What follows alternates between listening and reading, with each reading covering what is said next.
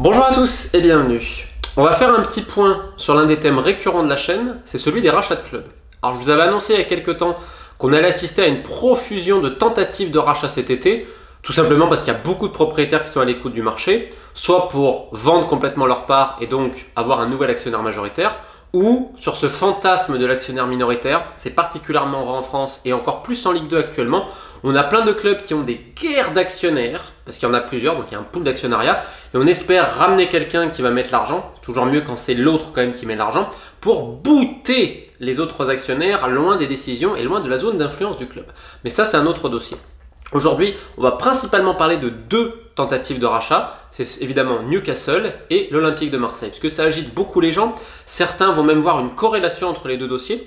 Alors il y en a une, mais peut-être pas comme on le croit. Alors avant toute chose, on va contextualiser parce que c'est très important, parce que ces deux dossiers-là dépassent évidemment le simple cadre du football. Alors Newcastle, j'en avais fait des vidéos particulières à ce sujet-là, et ça incarne ce que j'appelle la guerre du Golfe 2.0. C'est-à-dire qu'actuellement, je pense que vous êtes au courant qu'il y a, on va dire, des tensions, pour être gentil, notamment entre le Qatar, son voisin saoudien, les Émiratis, le Bahreïn et l'Égypte. Je rappelle que ces quatre contrées-là ont imposé un blocus terrestre, également sur les couloirs aériens, et pas mal d'autres choses au Qatar afin de l'asphyxier financièrement. Alors, il y avait plusieurs raisons à cela, pêle-mêle sa proximité avec l'Iran, même si d'un autre côté, l'Iran est quand même sur la rive voisine et les deux États partagent un gisement de gaz offshore, donc ils sont obligés quand même de travailler un minimum avec l'Iran. On le reproche évidemment le côté Al Jazeera qui a la primeur et la plus grande influence dans le monde arabe en termes d'information. Je rappelle que Al Jazeera, ça a été l'un des vecteurs utilisés par le Qatar pour exister au niveau international et obtenir une zone d'influence d'abord dans sa région et ensuite dans le monde arabe. Ça a été couplé ensuite à la politique sportive, notamment insufflée par Tamim, mais c'est encore autre chose. Et donc, ça aussi c'était un des reproches. Vous avez également leur soutien aux frères musulmans et il y a plein d'autres petites choses comme ça. D'ailleurs, petite parenthèse, l'Arabie Saoudite considère officiellement les frères musulmans comme une organisation terroriste, c'était il n'y a pas longtemps l'information, et vous allez voir que ça va avoir son importance dans le dossier sur Marseille, mais chaque chose en son temps. Donc ces tensions sont très vives, cette guerre du Golfe 2.0, elle ne se fait pas militairement dans les pays concernés, c'est-à-dire qu'ils préfèrent payer des milices à l'étranger pour essayer d'influencer tel ou tel pays et tel ou tel régime. On l'a vu en Égypte à l'époque, on le voit actuellement, on l'a vu aussi en Syrie, on le voit actuellement au Yémen, en Somalie ou en Libye, où les ambitions et les objectifs des divers belligérants sont différents, avec également l'aide de la Turquie qui est avec le Qatar sur certains dossiers. Donc c'est vrai, mieux vaut prendre l'avis de milliers d'innocents qui n'ont rien demandé dans d'autres pays pour essayer de les influencer. C'est un peu une guerre idéologique, mais surtout loin de nos frontières. Et cette guerre du Golfe, elle revêt également d'autres enjeux, que ce soit au niveau médiatique, comme je vous le disais, au niveau religieux, au niveau sportif et, je dirais, au niveau de l'entertainment. C'est-à-dire, on essaie de se montrer le plus tolérant, de donner la meilleure image possible. Et c'est particulièrement vrai à travers les clubs de foot. Et Newcastle, c'est exactement ça. Alors j'ai entendu beaucoup de choses sur le rachat de Newcastle, que c'était pour se donner une meilleure image, etc. Non, c'est avant tout du business. C'est-à-dire que Newcastle, et ça fait 2 mois que ça dure, j'ai fait une vidéo complète sur le sujet que je vous conseille. Donc je rappelle que c'est le fonds souverain d'Arabie Saoudite, donc c'est le pays carrément, c'est le fonds souverain, c'est différent, ce n'est pas des entrepreneurs privés ou des businessmen, comme par exemple le propriétaire de Sheffield United que si saoudien. Donc là c'est carrément l'État qui sera propriétaire à 80% de Newcastle si le rachat est validé par la Première Ligue, sauf que le Qatar, de l'autre côté, en chef de file, s'est opposé à cela à travers 2 raisons. La première, c'est donc le piratage de sa chaîne beIN à travers BeOutQ qu'ils attribuent donc aux Saoudiens. beIN, BeOutQ, le Qatar en gros vous dégagez. Donc à la base c'était un problème qui concernait uniquement le territoire saoudien. Finalement aujourd'hui c'est au niveau mondial. Encore une fois, j'ai fait des vidéos sur le sujet donc je ne vais pas trop développer là, je vous réfère à tout ceci. Donc le 16 juillet dernier, l'Organisation mondiale du commerce qui avait été saisie par le Qatar à l'époque a publié un rapport expliquant que l'Arabie Saoudite en effet n'a rien fait pour endiguer ce piratage là. On voit aujourd'hui la réponse saoudienne disant que oui, ils vont faire des efforts à ce niveau là et tout parce que vraiment c'est important pour eux de récupérer le club de Newcastle. D'ailleurs pour la petite anecdote, on voit une information du Daily Mail disant que les Saoudiens disaient ouais mais on nous a pas envoyé un mail à la bonne adresse donc on pouvait pas savoir. Et j'adore. Les mecs en termes de créativité et le côté taquin, ils sont très très forts. Donc il y a cette guerre diplomatique en train de se jouer au niveau politique également et même de lobbying à travers les clubs. C'est-à-dire que vous avez des clubs un peu fortunés qui n'ont pas tellement envie de voir Newcastle à armer de la finance saoudienne. On peut penser à Tottenham, Manchester United notamment, et aussi Liverpool, qui entretient de très bonnes relations avec Nasser El Khelaifi, le président du Paris Saint-Germain, et qui est en première ligne pour essayer, pardonnez-moi l'expression, de faire chier les Saoudiens et d'annuler le rachat. De l'autre côté, vous avez également plusieurs associations des droits de l'homme et le Qatar qui se met avec elle. J'avoue que c'est quand même assez ironique quand même quand on réfléchit. Alors évidemment, je comprends la veuve de ce journaliste Jamal Khashoggi qui a été découpé en courbouillon dans le consul d'Arabie Saoudite en Turquie, qui est une horreur absolue, la manière dont ils ont maquillé le meurtre. Je rappelle quand même pour ceux qui ne sont pas au courant, donc ce mec a été dessoudé dans le consul. Ensuite, il y a un type qui lui ressemblait, qui a pris ses vêtements et qui est parti pour faire croire qu'en effet le mec était sorti et que finalement c'était un problème des Turcs. Sauf que, et là c'est ironique, il rentrait pas dans les chaussures de Khashoggi. Donc il a laissé ses chaussures, ils ont dit c'est bon. Évidemment, la police, avec les caméras, bref, les Turcs, une autre affaire, pour ceux que ça intéresse, il y a un excellent documentaire de Frontline sur l'Arabie Saoudite et tout ça, c'est aussi flippant qu'intéressant. Donc bref, actuellement le rachat est toujours momentanément en pause, ça n'a pas encore été validé et ça va jouer au niveau politique. Au début ça disait non, ça n'a pas joué au niveau politique et les deux camps essayent d'utiliser leur avantage. C'est-à-dire que le Qatar aujourd'hui dit ouais mais faites attention parce que nous on a d'autres droits TV, notamment Wimbledon. Donc chaque groupe, chaque parti essaye de faire pression utilisant ses alliés et son lobby. Donc ça fait plus de 2 mois que ça dure, on ne sait pas si Newcastle va être validé, le rachat va être validé par le fonds souverain saoudien. Et je rappelle que les 20 autres % sont détenus par Amanda Stavely, une businesswoman anglaise à l'origine de ce deal-là, et les frères Robben, très proches d'Abramovich, qui ont fait fortune dans l'aluminium. Donc, d'un autre côté, là on voit qu'il y a le fonds souverain, c'est aussi cette idée de mimétisme, c'est-à-dire on fait un peu comme les autres, je veux un peu la plus grosse, et surtout ce qui les intéressait c'était la première ligue, l'exposition de ce championnat-là et le business qu'on peut générer derrière. Il faut comprendre que le fonds souverain saoudien, qui veut devenir le fonds souverain le plus grand au monde devant celui de Norvège et le Mubadala, qui est donc son fonds souverain en Arabie Saoudite, un peu le voisin, sur lequel il prend un petit peu modèle, ils ont fait plein d'investissements ces derniers temps parce qu'il y a beaucoup d'opportunités. Ça soit dans le domaine des hydrocarbures et du divertissement principalement. Mais le sport fait également partie de ces visions-là. Je vous conseille d'ailleurs ce livre de Christine O'Krent, qui est une biographie du prince héritier d'Arabie Saoudite, Mohammed Ben Salman. Mais ça parle pas que de ça, ça parle de plein d'autres choses, du système saoudien, de ce fameux Vision 2030 et tout. Donc c'est vraiment intéressant pour ceux qui veulent se documenter. Et donc arrive Marseille, défend du Moyen-Orient, etc. Et donc on est en train de faire croire que c'est une volonté étatique parce que le PSG, le Qatar, etc., etc. Mais on oublie en fait quelque chose. C'est le sens de la volonté. Les Saoudiens voulaient un club de foot. Donc ils ont utilisé le fonds souverain d'Arabie Saoudite. Ils ont été ramenés évidemment par Amanda Stavely qui apporte l'affaire. Ça les intéresse. Parce que ça fait un moment, ils disaient ouais, le Qatar a un club, il y a le City Football Group, etc. Donc nous aussi on va y aller. Je rappelle que c'est pareil en Formule 1. Bahreïn a le Grand Prix de Formule 1. Qu'est-ce que vous avez eu après? Abu Dhabi a voulu son Grand Prix de Formule 1. Riyad veut son Grand Prix de Formule 1. Et vous avez le Qatar qui essaye carrément d'être plus ou moins des sponsors de la F1. Il y a eu des rendez-vous d'ailleurs avec Max Moxley, le patron de la F1 ces dernières années à Londres. Donc bref, il y a ce phénomène de mimétisme là. Donc la première ligue ça les intéressait parce que le business, l'exposition et tout. Et aussi parce que c'est le plus grand championnat. Ce qui les intéresse, c'est aussi de briller et d'être dans cette cour là. Ok. Maintenant, on entend, oui, les Saoudiens veulent faire la nique au Qatar et tout. Mais en fait, ça va dans l'autre sens. C'est qu'aujourd'hui, on a des apporteurs d'affaires, des agents, des mecs, des banquiers d'affaires, plein de personnes qui vont essayer d'aller en Arabie Saoudite, un petit peu aux Émirats et un peu au Bahreïn, mais ils savent qu'il y a moins d'argent au Bahreïn qui vit sous perfusion de l'économie saoudienne, en disant, regardez, ce serait une bonne idée, c'est pour contrer le Qatar en France, patati patata. Ça ne veut pas dire que les Saoudiens ont cette envie là en France. Ça veut dire qu'il y a des gens qui essayent de jouer sur les tensions régionales pour ramener justement des investisseurs saoudiens. Mais l'investisseur saoudien, c'est un peu Anne Massoran, ne vois-tu rien venir, principalement dans le football. Alors oui, vous avez eu des rachats par des hommes saoudiens. On peut penser à Sheffield United ou Almeria, qui est la propriété de Turki Al-Shir, le ministre du divertissement. Et sur le rachat d'Almeria, très souvent j'entends des raisons géopolitiques. Almeria c'est l'Andalousie, donc c'est le passé arabo-musulman, magnifique civilisation au niveau architectural. D'ailleurs pour tous ceux qui passent par Almeria, vous pouvez visiter la grande forteresse qui surplombe, l'Alcazaba qui est magnifique, pour emmener dans le petit quartier, vous prenez une petite tapas, mais bon, c'est encore autre chose et c'est l'amoureux de l'Andalousie qui parle. Donc j'entendais toutes ces conneries là, mais en fait non, il n'y a pas de géopolitique dans ce choix-là.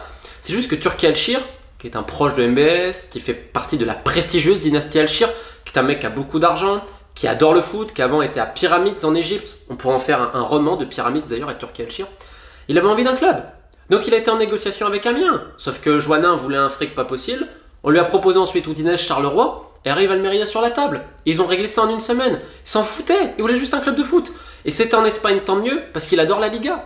C'est tout, il n'y a pas de raison géopolitique de je sais pas quoi. Des fois, on invente des trucs. Alors que non, des fois c'est des raisons très simples, qui se résument aussi en un mot, c'est le business. Et là pourquoi j'ai parlé de cet exemple-là? Le Qatar, à un moment donné, par Al Jazeera Sport, ils avaient racheté les droits de diffusion en Iran. Donc, pourquoi? Parce qu'il y avait plusieurs lots, c'était au tout début de Jazeera Sport, c'était 2004-2005.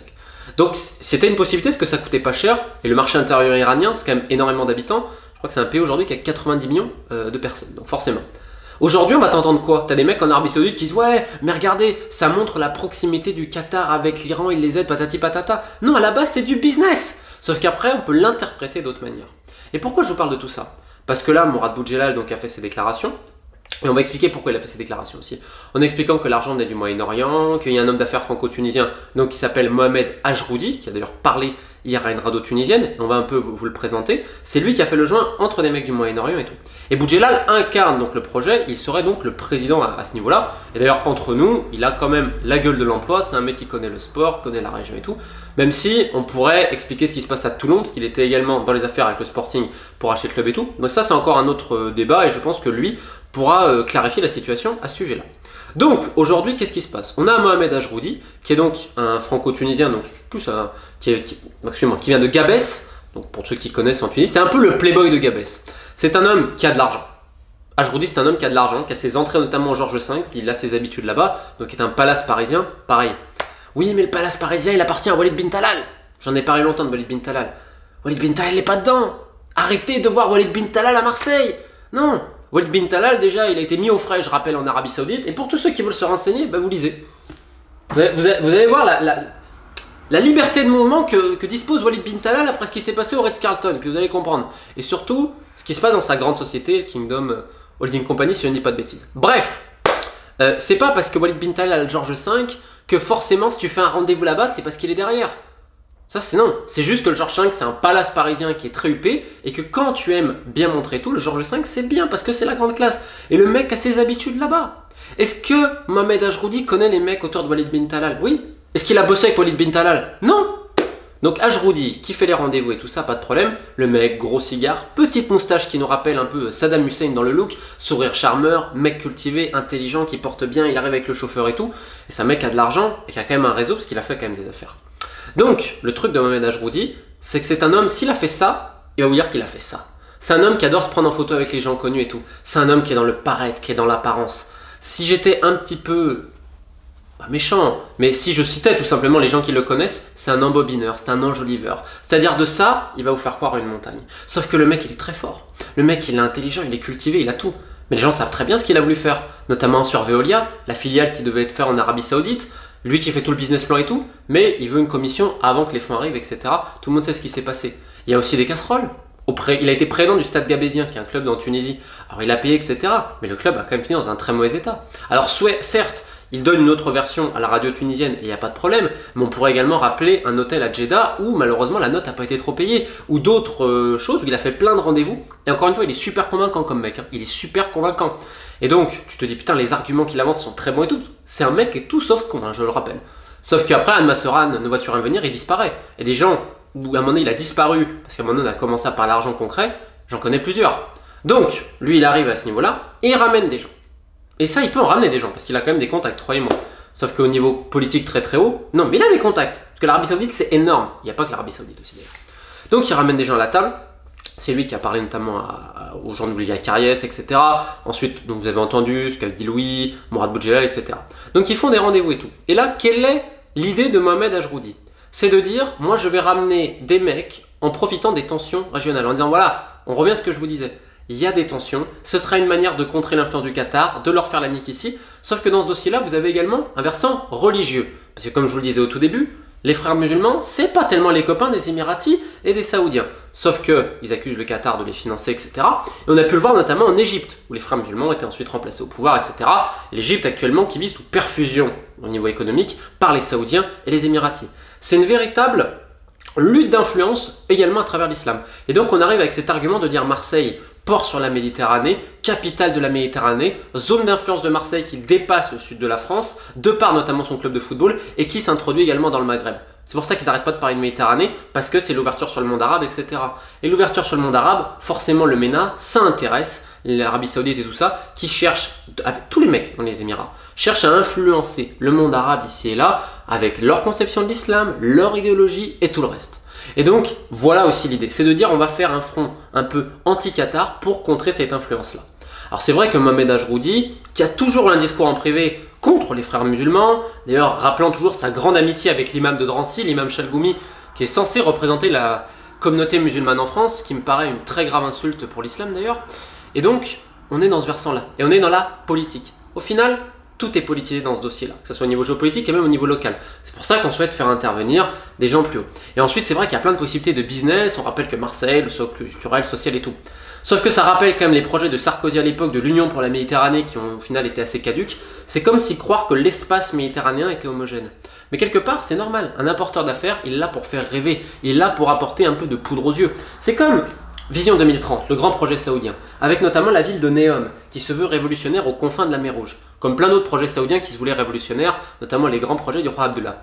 Et donc Neom, qui devrait un jour ouvrir, c'est énorme, il y aura plus de robots que d'êtres humains, vous allez vous déplacer en drone, enfin on te met un paradis pas possible, sauf que ça a quand même fait pas mal sourire l'assistance, mais quand tu cherches des investisseurs et tout, tu dois les faire bander, il n'y a pas d'autre mot. Donc là, on joue sur le côté Marseille, la zone d'influence sur la Méditerranée, comme si un club de football pouvait jouer sur tous ces niveaux-là.